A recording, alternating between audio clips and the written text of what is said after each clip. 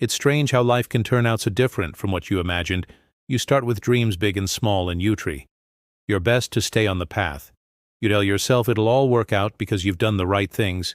You pick the right man, the right life, the right choices, but then somewhere along the way, things start to shift slowly, quietly, and before you know it, you're standing in the middle of a life you don't quite recognize. Let me tell you how it all started. His name is James. We met when I was 22, fresh out of college, and just starting my first job as a nurse at the local hospital in Austin, Texas. James was a mechanic at a garage not far from my apartment. I wasn't looking for love. I was focused on my new career, trying to prove myself in a tough world. But James, she had this warmth about him, like the world was a little softer wherever he was. He didn't try too hard or act like someone he wasn't. He was just James, and I fell for him. Those early days were like something out of a movie. He would surprise me at work with lunch always, remembering my favorite sandwich, turkey on rye with extra pickles. I'd leave little notes in his toolbox. Silly things, like "you make me smile" or "don't work too hard." We couldn't keep our hands off each other. I'm not just talking about sex, though that was incredible too. It was the way he'd hold my hand when we walked, the way he'd brushed my hair off my face. When he kissed me, he made me feel seen. We got married a year later. The ceremony was small, but perfect. Just close friends and family at a park by the lake. I remember standing under that oak tree, looking into his eyes as we said our vows, feeling like I had hit the jackpot. I thought, this is it. This is my forever. For a while, it was everything I'd hoped for. We moved into a cozy little house, the kind with a front porch swing and just enough room for the kids we planned to have someday. James worked hard, putting in long hours at the garage, while I worked the night shift at the hospital. We didn't have much, but we had each other, and that felt like more than enough. But life has a way of wearing you down, doesn't it? The long hours turned into even longer weeks. The bills piled up. And so did the stress. James started coming home tired. Too tired to talk. Too tired to hold me the way he used to. I told myself it was just a phase, that things would get better once we settled into a routine. And for a while I believed it, but then the cracks started to show. At first it was little things. He stopped bringing me lunch at work, then oats I left in his toolbox went unnoticed. We'd go days without really talking, just passing each other like strangers in our own home. And then there was the bedroom. That's where the cracks turned into canyons. James used to be different, passionate, attentive. He made me feel like the most beautiful woman in the world, but over time things changed. He'd come to bed late, exhausted, and when we did manage to make love, it was over, almost as soon as it began. 2 minutes, sometimes less. I tried to be understanding. I told myself he was just stressed, that he'd find his way back to him eventually. But as weeks turned into months and months into years, I started to lose hope. I remember the first time I cried about it. It was a Tuesday night. James had fallen asleep on the couch, Hagen, and I was sitting in bed staring at the ceiling, feeling more alone than I'd ever felt in my life. I wanted to shake him awake and scream, "Don't you see me? Don't you care?" But I didn't. I just turned off the light and cried myself to sleep. That's the thing about marriage. They don't tell you how lonely it can get. You're supposed to be team, but what happens when one of you stops showing up for the game? What happens when the person who's supposed to be your everything becomes just another part of the background? I held on as long as I could. I told myself that love was about sacrifice, about sticking it out even when it hurt. But deep down I was starving for something more, for someone to look at me the way James used to, for someone to remind me that I was still alive, still desirable, still worth something. And that's when it happened. That's when I made the choice that would change everything. But I'm not ready to talk about that yet, not just yet. For now, I just want you to know where I was coming from. I want you to understand that I didn't wake up one day and decide to betray my husband. It wasn't some cold, calculated decision.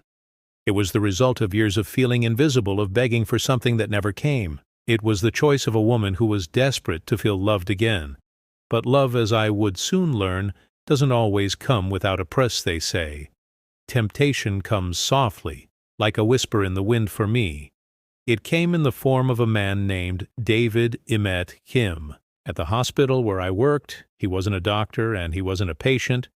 He was one of the IT guys there to fix some network issue in our department. I wouldn't have noticed him at all if he hadn't struck up a conversation while waiting for his system to reboot. "You look like you've had a long day," he said with a warm smile, his voice cutting through the hum of monitors and soft beeping of machines.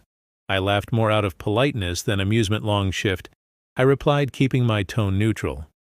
But David wasn't the type to give up easily. Over the next few weeks, he seemed to pop up everywhere. The cafeteria, the staff lounge, even the elevator. He had this way of making small talk feel effortless, like he genuinely cared about what you had to say at first. I thought nothing of it, a little harmless flirting. I told myself, nothing more. But it wasn't harmless.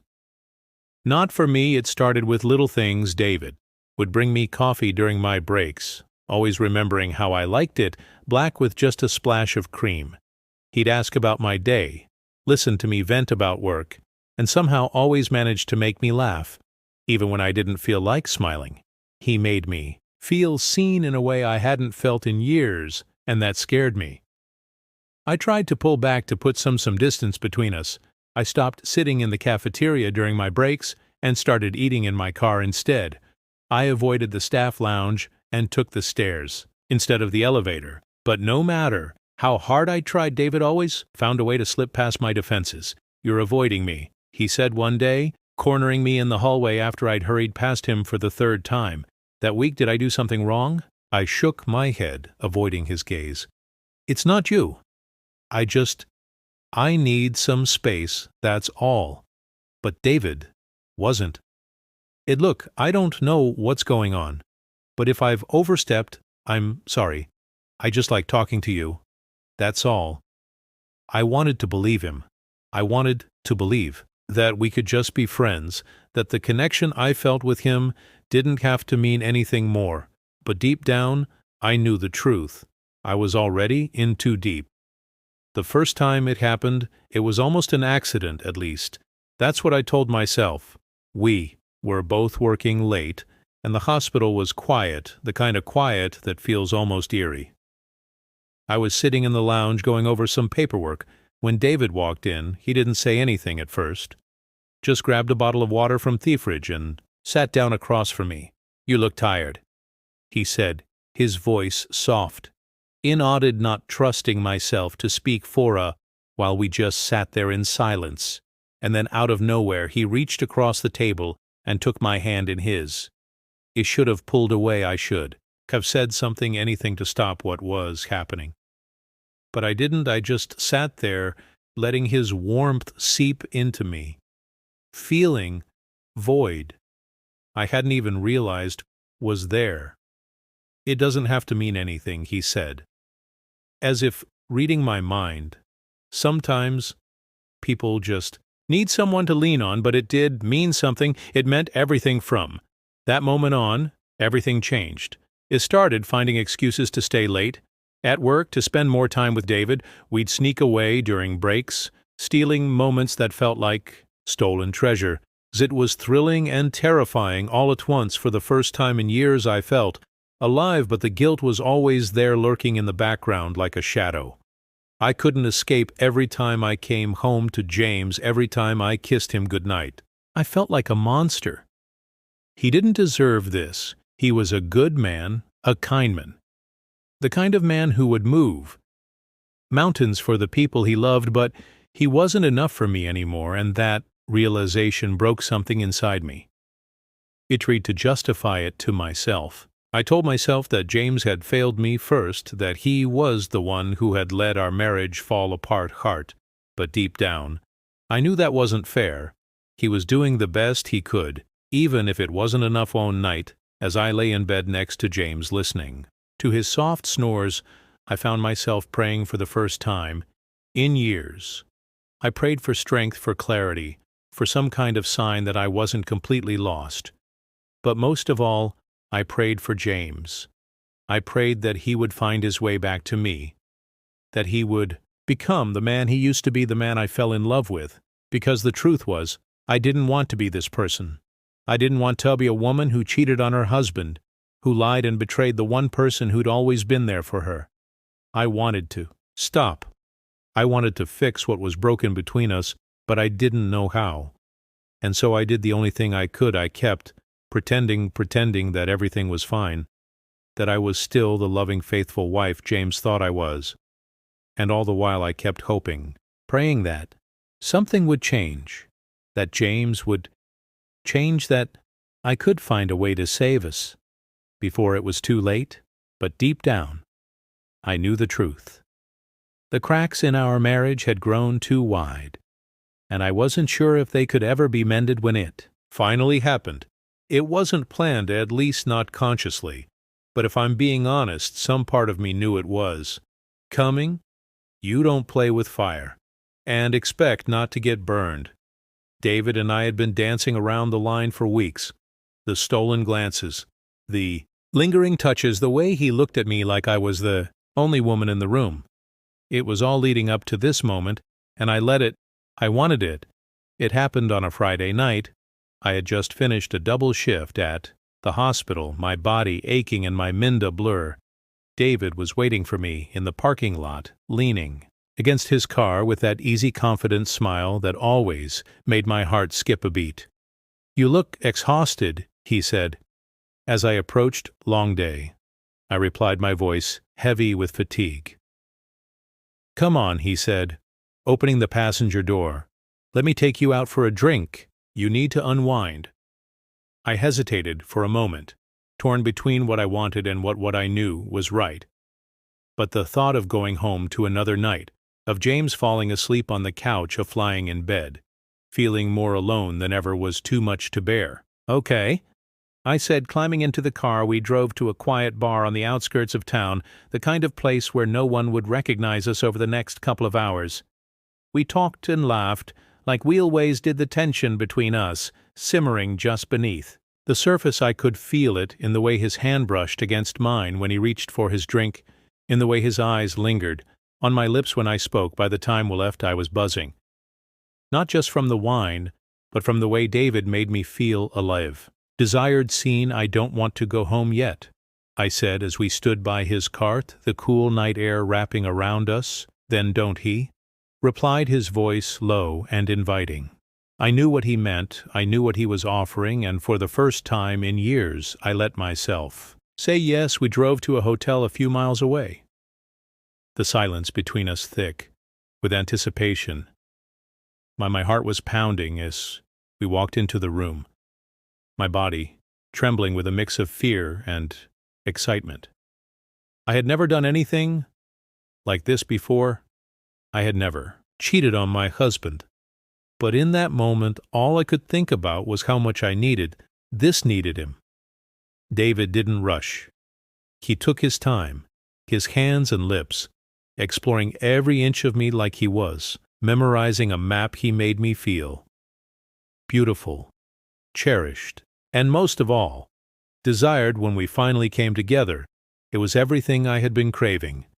And more. He lasted longer than James ever had, his touch igniting parts of me that I had almost forgotten existed. For the first time in years, I felt truly satisfied, not just physically but emotionally afterward. As we lay tangled in the sheets, I felt a strange mix of emotions: relief, guilt, sadness. I had crossed a line I could never uncross, and while part of me regretted it, another part felt like I had finally taken back a piece of myself that I had lost. "You deserve to be happy," David said softly, his fingers tracing circles on my bare shoulder. "I don't know what I deserve anymore," I replied, my voice barely above a whisper. He pulled me closer, his warmth soothing the itch in my chest. "All I know is that you don't have to do this alone." But I was alone even in that moment with David's arms around me. I felt the weight of my choices pressing down on me.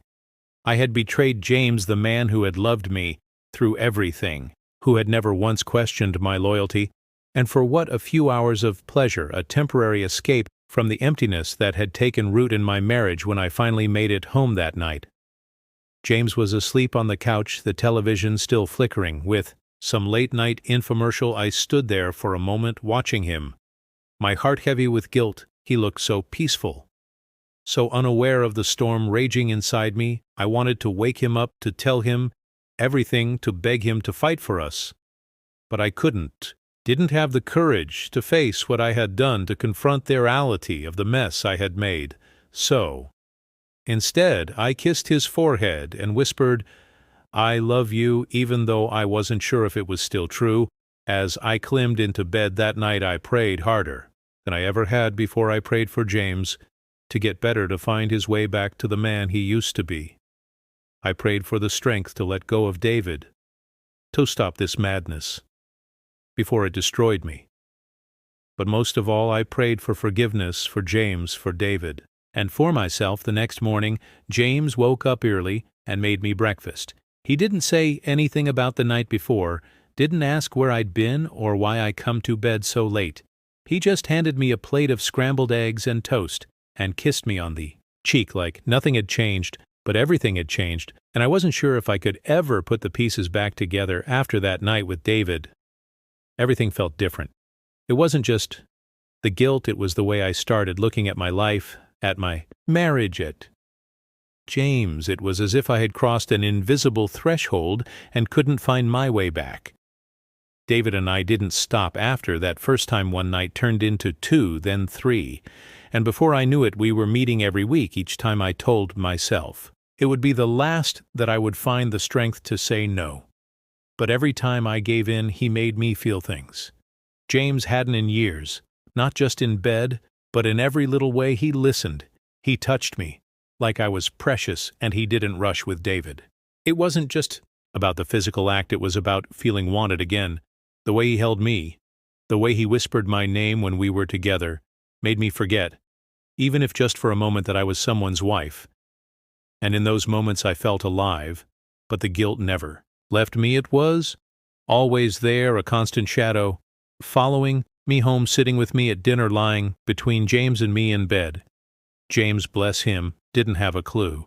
He was still the same kind, loving man I had married, still trying in his own quiet way to make me happy, but his efforts, though sweet, only made the guilt worse. He started coming to bed earlier, trying to make love to me more often, but it was always the same, quick, unfulfilling, and over before I could even catch my breath. I tried to hide my disappointment, but I think he could sense it. "Did I do something wrong?" he asked one night after another. Failed attempt at intimacy. I shook my head, forcing a smile. "No, of course not. You're perfect." But he wasn't perfect, at least not in the way I needed him to be, and the fact that he was trying so hard only made me feel more like a monster. David, on the other hand, was everything James wasn't. He lasted longer. He knew how to touch me, how to make me feel things I thought I had lost forever. He didn't just satisfy me physically. He ignited something inside me that I hadn't felt in years with him. I felt alive, whole, like a woman again, but the more time I spent with him, the more I started to realize that what we had wasn't sustainable. One afternoon, as we lay tangled in the sheets of yet another hotel room, David turned to me and said, "I wish I could keep you all to myself." The words hit me like a punch to the gut. "You know that's not possible," I said, avoiding his gaze. "But what if it could be?" he asked, his voice soft but insistent. "What if you left him? We could start over, just you and me." I sat up, pulling the sheet around me like armor. "Don't do this, David. Don't make this harder than it already is." "I'm not trying to make it harder," he said, sitting up beside me. "I'm just saying what we both know is true. You're not happy with him. You haven't been for a long time. Why keep pretending because he's my husband? Because I made vows, because no matter how much I've messed up, I can't just throw away the life we built. together, but I didn't say any of that instead. I just shook my head. It's not that simple. David sighed, running a hand through his hair. It could be if you let it. I didn't. Respond I couldn't. Because deep down, he knew he was right. I wasn't happy with James, and I hadn't been for a long time, but leaving him, that felt like a betrayal on a whole different level. When I got home that night, James was waiting for me in the kitchen, a worried look on his face. "Everything okay?" he asked as I walked through the door. "Yeah," I said, forcing a smile.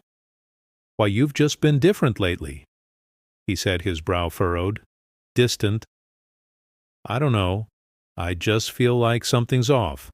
I wanted to tell him the truth. Right then and there, too, lay it all out and beg for his forgiveness. But the words wouldn't come. Instead, I just said, "I'm fine. Work's just been stressful, that's all." He nodded, but I could tell he didn't believe me. "If there's something going on, you can tell me. You know I'm here." I know, I said, my voice barely above a whisper, but I didn't tell him I couldn't. I wasn't ready to face the consequences of what I had done, of what I was still doing that night as I lay in bed next to James. I felt more alone than ever. I wanted to stop seeing David, to put an end to the affair and focus on rebuilding what I had with James, but every time I thought about ending things, I felt a pang of sadness, like I was losing a part of myself. The truth was, I didn't know how to let go of David. He had become my escape, my refuge from the emptiness that had taken over my marriage, but I also knew that I couldn't keep living this double life. Sooner or later, something had to give. As I closed my eyes that night, I found myself praying again. "God, please," I whispered, tears streaming down my face, "help me find a way out of this. Help James get better, help us." I didn't know if my prayers would be answered, but I knew one thing for sure: I couldn't keep going like this. Something had to change. The day I finally spoke to James about his condition was one of the hardest days of my life. I had rehearsed the conversation in my head 1,000 times, trying to find the right words to say, the right way to bring up something so personal without crushing him. But when the moment came, it wasn't nearly as polished as I had imagined. We were sitting at the kitchen table after dinner, the silence between us heavier than usual. He was scrolling through his phone, his face illuminated by the screen, and I was staring at my empty plate, mustering up the courage to speak. "James," I said finally, my voice trembling, "can we talk?" He looked up, his brows furrowing in concern. "Of course, what's on your mind?" Took a deep breath, my heart pounding in my chest. "I've been thinking a lot about us lately, about the way things have changed." He set his phone down, his full attention now on me. "What do you mean?" I hesitated, my fingers gripping the edge of the edible. "I mean, in the bedroom." His face fell, and I immediately hated myself for bringing it up. "Oh," he said, quietly, looking down at his hands. "No, I haven't been what you need." "It's not about that," I said quickly, though we both knew it was. "I just think maybe there's something going on. Something medical. Maybe you should talk to a doctor." He was silent for a long time, and I could see the shame written all over his face. "I've thought about it," he admitted finally. I don't know. It's embarrassing." "There's nothing to be embarrassed about," I said, reaching across the table to take his hand. "I love you, James. I just want us to be happy, to be whole again." He looked at me then, his eyes filled with a mixture of gratitude and sadness. "Okay," he said softly. "I'll go true to his word." James made an appointment the very next day.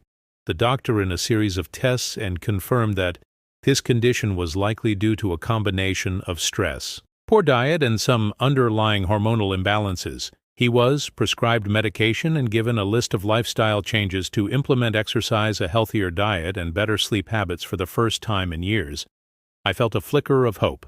Maybe this could be the turning point for us, maybe. We could finally get back to what we once had. But change doesn't happen. Overnight the medication helped. But the improvement was slow. Instead of 1 or 2 minutes, he could now last 3. It was progress. But it wasn't. Enough not yet. And I could see the frustration in his eyes every time we tried, the way he apologized afterward. As if he was solely responsible for the distance between us. "It's getting better," he said one night. His voice filled with forced optimism. "The doctor said it'll just take time." "I know," I said, stroking his hair as Harris did his head on my chest. "We'll get there." But as much as I wanted to believe, that part of me couldn't help but wonder, what if we didn't? What if this was as good as it was going? Could I live with that? Could I stay faithful? Knowing that part of me would always feel unfulfilled. I had ended things with David weeks ago, but the memory of him still lingered. I found myself thinking about him at odd moments, when I was folding laundry, when I was driving home from work, even when I was lying next to James. I missed the way he made me feel, the way he had awakened something in me that I didn't even know was still there, but I couldn't go back. I wouldn't, no matter how much I missed him. I knew that going back to David would only make things worse. So I threw myself into our marriage, trying to focus on the things that still connected us. I started cooking healthier meals for James, going on walks with him in the evenings, and finding little ways to remind him that I loved him, and I did love him. That was the one thing I was sure of.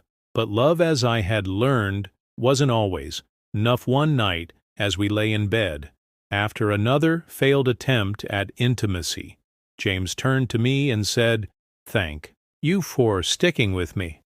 I forced a smile, my chest tight with the weight of everything. I wasn't saying "you're my husband." I said simply, "I'm not going anywhere," and I meant it, for now at least. But as the days turned into weeks, and the weeks into months, I found myself growing restless. The improvement was so slow, and the gaps between us still felt so wide. I kept telling myself to be patient, to give the medication and lifestyle changes more time to work. But the question I had been avoiding kept creeping into the back of my mind. How long could I wait? How long could I go on like this before I started looking for satisfaction elsewhere again? I didn't have an answer, and that terrified me. Every night I prayed for strength. I prayed for James to get better, for our marriage to heal, for the emptiness inside me to finally go away. But as much as I wanted to believe that everything would work out, I couldn't shake the feeling that this wasn't the end of mystery, that there was another chapter waiting to be written, a chapter I wasn't sure I wanted to face. As I lay in bed that night, staring at the ceiling, I whispered a silent prayer. "Please," I said, my voice barely audible. "Please help me stay. Please help me hold on." But deep down, I knew that the future was uncertain, and for the first time in my life, I wasn't sure if love would be enough.